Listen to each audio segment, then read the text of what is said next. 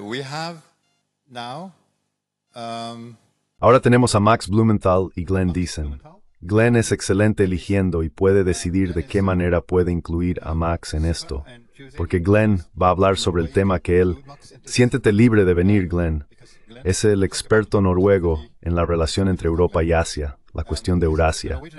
Y aquellos que lo siguen, y son miles, por no decir cientos de miles de personas siguiéndolo internacionalmente. Y es un hombre que no queda impune. Mucha gente quiere removerlo como profesor porque a veces la verdad es más aterradora que incluso las mentiras de las que solemos hablar. Glenn, el piso es tuyo. Y sé que has discutido con la gente cuándo y cómo incluir a Max. Max nos está esperando en algún lugar allá arriba, como solían decir.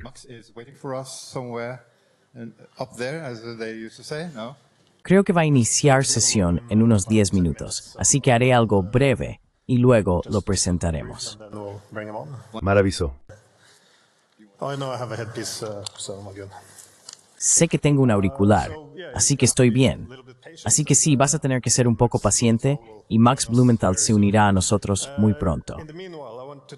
Mientras tanto, quiero hablar sobre un tema que podría ser un poco árido y bueno, incluso aburrido, pero que es bastante relevante, creo, que es la desaparición del derecho internacional. Hay un fenómeno interesante que ha ocurrido en los últimos años, que es que el derecho internacional ha sido reemplazado gradualmente por lo que llamamos el orden internacional basado en reglas. Ahora, a menudo se tratan como sinónimos, por lo que podemos escucharlos usarse indistintamente. La gente cambia de uno a otro como si significaran lo mismo. Pero esto no es meramente una cuestión de semántica. Son conceptos muy diferentes y reflejan por qué el derecho internacional ha estado en declive.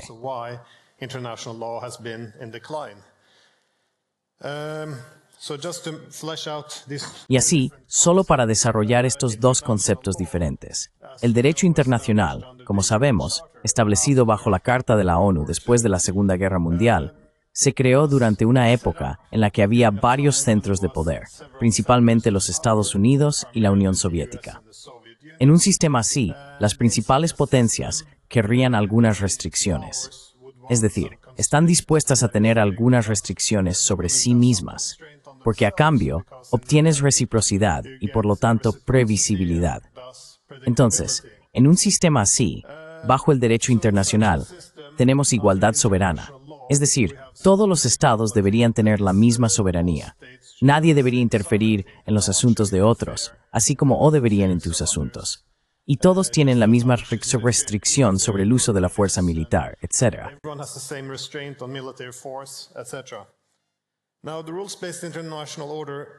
Ahora, el orden internacional basado en reglas es algo muy diferente porque nació después de la Guerra Fría y tras el colapso de la Unión Soviética. Es decir, era un centro de poder.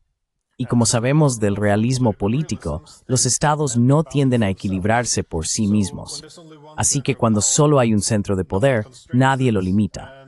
Y esto también refleja lo que se supone que deben lograr las leyes y reglas. ¿Por qué un hegemón, y esto es lo que Sproul se propuso hacer, crearía lo que consideran ser una paz hegemónica, al menos un sistema internacional basado en la dominación global de Estados Unidos?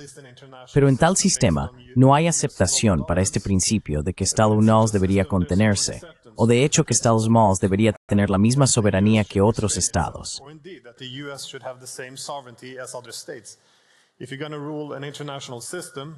Si vas a gobernar un sistema internacional, entonces obviamente necesitas plena soberanía para ti y tus socios, mientras que el resto del sistema internacional necesita soberanía limitada. Así que de repente, este es el núcleo de por qué el derecho internacional frente al orden internacional basado en reglas son tan diferentes. El derecho internacional es igualdad soberana, mientras que el sistema internacional basado en reglas se basa en la desigualdad soberana. Ahora, cuando el sistema internacional basado en reglas comenzó a desarrollarse, se vendió al público como simplemente ser derecho internacional, más derecho humanitario. Pero aún queda la pregunta, ¿esto suma o compite? Porque sostengo, creo dos conjuntos de reglas en competencia.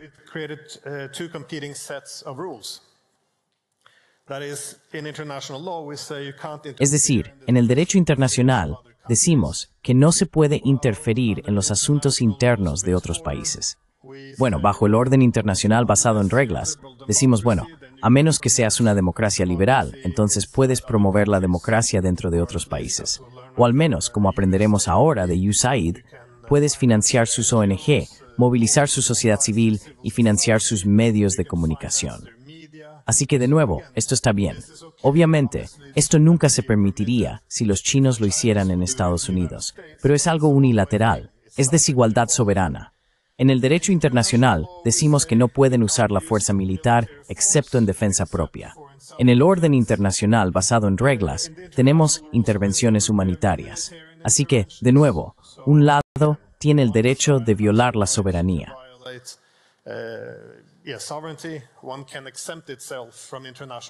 Uno puede eximirse del derecho internacional, alegando actuar en interés de los derechos humanos.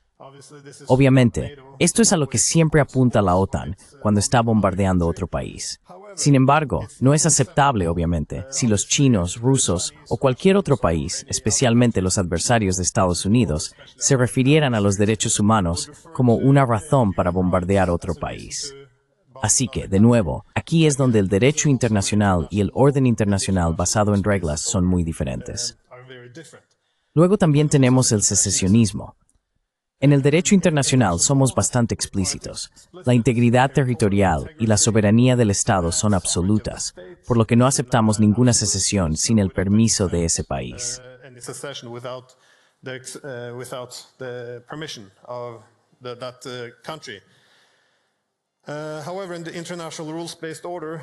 Sin embargo, en el orden internacional basado en reglas, aceptamos la autodeterminación en la medida en que las democracias liberales, o al menos Estados Unidos, la aprueben. Por eso, terminamos con diferentes situaciones. En Kosovo, sí, necesitamos autodeterminación, por lo que deberían separarse de Serbia.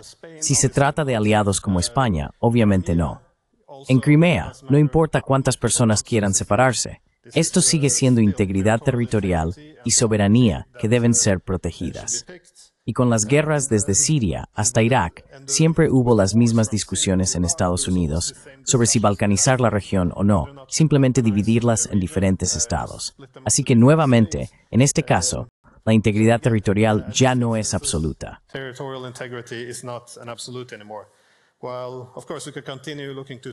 Aunque por supuesto, podríamos seguir mirando a Taiwán aquí. Obviamente, la autodeterminación debería ser el principio rector. Así que uno empieza a ver una tendencia en la que esto está muy determinado por el poder, pero siempre legitimado por la democracia liberal. Porque de nuevo, ¿quién decide si seguimos el derecho internacional o las reglas basadas en el orden internacional? Tiende a ser, nuevamente, el hegemón que no se limita a sí mismo y siempre está legitimado por actuar en interés del derecho humanitario. No obstante, terminamos en un sistema donde la promoción de la democracia, la intervención humanitaria y la secesión están todas legitimadas por los mismos eslóganes.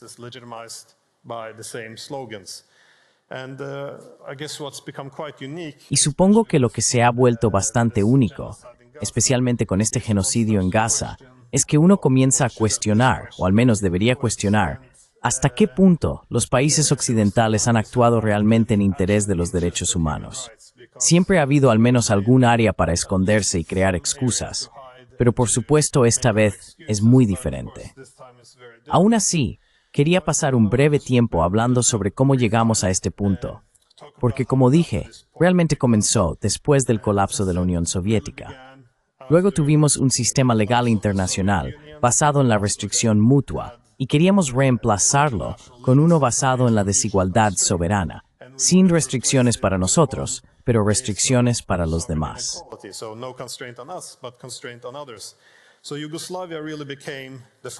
Entonces, Yugoslavia realmente se convirtió en el primer caso con el ataque a Yugoslavia en 1999. Esto fue declarado como no legal, pero legítimo. Ahora, este es un encuadre interesante porque realmente es la primera vez que desvinculamos la legitimidad de la legalidad. ¿Y qué lo hace legítimo, aunque quizás no sea legal? Bueno, son los ideales liberales democráticos. Así que dijimos, bueno, derechos humanos, democracia, ahora podemos invadir, ahora podemos separar ese territorio. Y nuevamente, La lógica principal o la retórica principal en ese momento, como recordamos, era que los rusos, los chinos, estas personas no entienden ni se preocupan por los derechos humanos. Así que obviamente no deberían tener un veto en el Consejo de Seguridad de la ONU. Y este es realmente el núcleo de este orden internacional basado en reglas. Es decir, tenemos la legitimidad que nos exime del derecho internacional.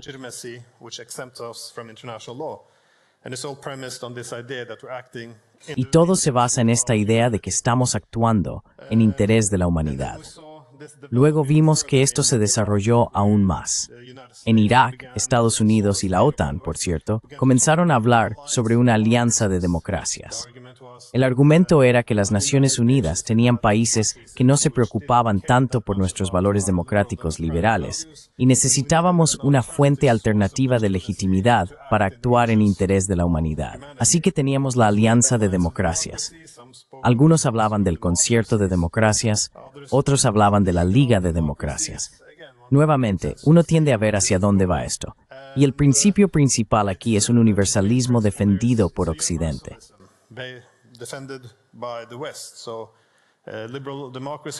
Entonces, la democracia liberal debería ser el principio clave. Occidente es el campeón de la democracia liberal. Así, hicimos que la democracia liberal fuera indistinguible de la hegemonía occidental. Y la idea principal era un conjunto de reglas para nosotros y otro para ellos. Anteriormente estábamos hablando del jardín versus la jungla. Nuevamente, este era el lenguaje colonial que teníamos, con el jardín, siendo mundo civilizado, y la jungla siendo los bárbaros. En la década de 1990, hubo un argumento de que realmente deberíamos comenzar a repensar los beneficios de la era colonial, porque el jardín ahora está bajo ataque.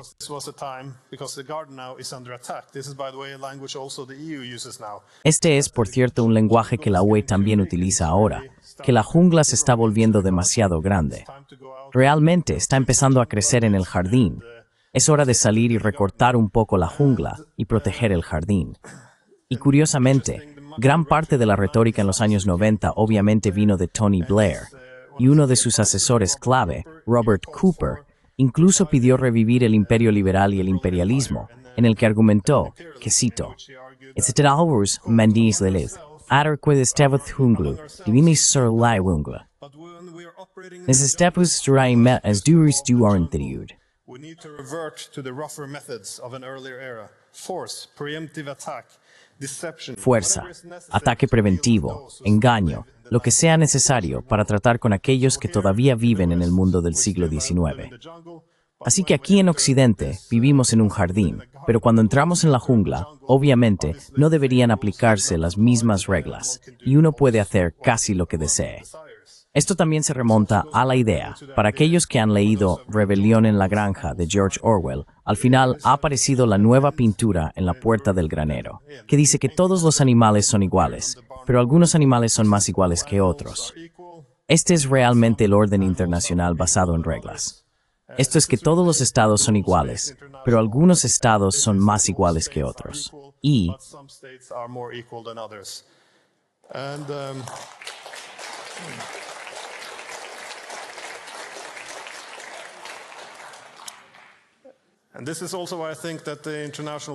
también por eso, creo que el orden internacional basado en reglas está llegando a su fin, porque ya no es realmente internacional.